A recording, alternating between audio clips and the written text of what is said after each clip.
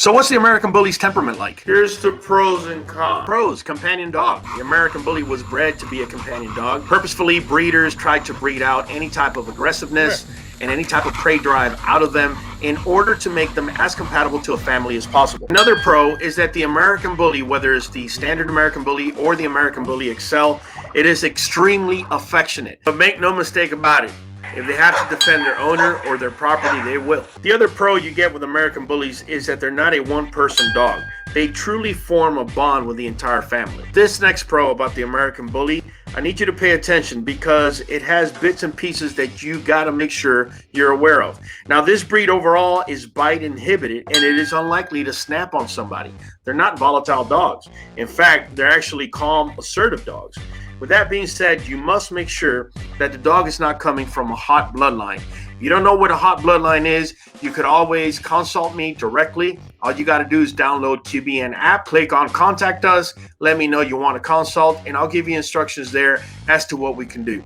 I could identify the pup or the pedigree and let you know whether I'm seeing hot blood in that pup or not. The next pro is that they're naturally protective. But in a calm way. The next pro is that an American Bully can make a great tolerable watchdog for a person, but not necessarily for property. You do have to make sure you know which puppy you're picking if you're trying to get this particular function out of them. The next pro is that when an American Bully finds it necessary to be fearless, it is. It is also very intelligent. One of the main cons with the American Bully is that it's a very powerful dog. It's usually double the weight of a dog of its same size. If not trained or prepared for a scenario, the slightest aggression could become a very serious problem. High prey drive could be a serious problem, especially around other pets and children, if not raised together or socialized. Another pro is that the American Bully aims to please. They actually find pleasure in pleasing you. They also feel reassured. Con to this is that owners must know how to maintain position of dominance at all times. This particular breed does not challenge you in an aggressive manner, but they will see what they can get away with on occasion. This is why it's so important in this breed to assert yourself as the dominant leader. Now, this next pro makes it easy for you to own an American Bully because grooming wise, they pretty much don't need too much grooming. Brushing their coats on occasion, and if you don't have them walking on the sidewalk, you may need to trim nails. That's about it. So what's the con? Seasonal allergies. This is one of the reasons why we like to bathe our dogs in vinegar baths during the summertime. If you want more information on that, make sure you stay to the end of the video. I'll have a link up for you to click on it and check it out. The other pro for the American Bully is that it responds well to reward-based training and leadership. What's the con to this? You must have a window of time, minimum 1 hour, for your dog to exercise. I don't mean just take them out on a walk. They need more than that. So what's the pro to having a well-exercised American Bully? Well, the result is you're going to have a calm dog indoors. You're going to have a dog that was able to expend all of its extra energy, and now he just wants to pretty much chill out at home. Which leads me to another pro. If you're able to crate train your American Bully inside of your home, you're going to find they're going to literally want to be in there without you even having to say anything. They feel safety in there, and they feel like that's a little piece of space that belongs strictly to them. So that's definitely a pro. So what's the con to this?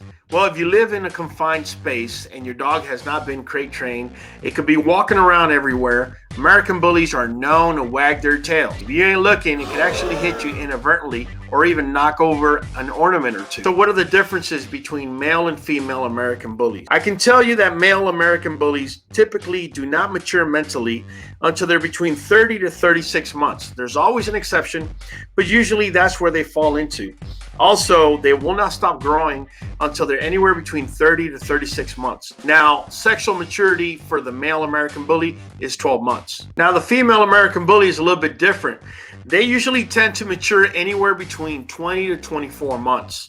That's mentally. Now, physically, they usually mature between 24 and 30 months. Now, even though they're sexually ready to reproduce at a younger age, it is never recommended to breed your female American Bully before her third heat, usually anywhere between 18 to 22 months. The male American Bully at home is usually friendlier with strangers. Once reaching maturity, the attention demands of the American Bully are equal between males and females. The male American Bully has a high desire to please its owner. Now, the female American Bully is not that she doesn't want to please the owner, but of the two, she's the one that has the lesser desire in doing so. Now, this one has a particular caveat to the whole thing. Now, I did say earlier, in this particular breed, they love to bond with the whole family. The males of the American Bully breed love to bond with the whole family, and so do the females. But the females also have a favorite human.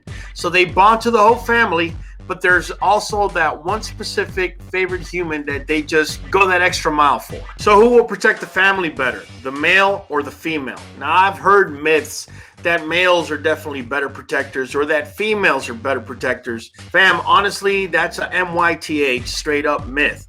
I will say that they both protect the home equally as well. We've ran tests, we've had people come and knock on the doors or walk in our backyards or even make noises and whatnot, and the reactions have been pretty much equal across the board between the males and females. So how does the male American Bully versus the female American Bully react to a new dog coming onto his property? I can tell you already, a male is going to be okay if it's a female. He's going to be all right with it. At first, he might show up and maybe even want to check a little bit, but that's about it. Now, if it's a male, that male's about to get checked real quick. He's definitely going to go up there and challenge him. You must be assertive. It doesn't necessarily have to be aggressive, but it could turn aggressive if the male that's coming onto the property does not follow suit or does not submit himself. Now, how do females react? I'm going to tell you right now. They're about to challenge anything that comes onto their territory, male or female. They really don't care.